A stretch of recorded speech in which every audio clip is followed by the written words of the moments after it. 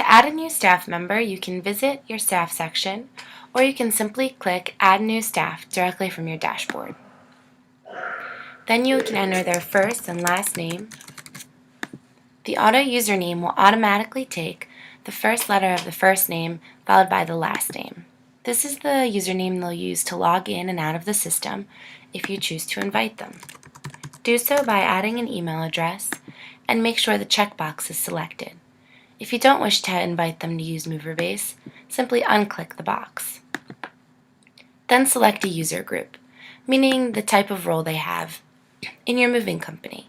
So whether they're a mover, what level mover they are, and if they're a foreman and driver. Also, whether they're an estimator or an office worker, or they're an admin.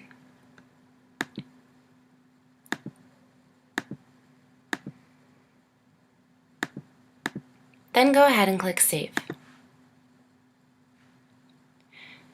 Once you've added the new staff member to your system, you can also assign different moving skills by clicking Edit. This might help you in the future decide who is the best mover for which particular job. You can also enter a specific hourly rate and add any additional notes you would like. And there you go. You've successfully added a staff member to your MoverBase system.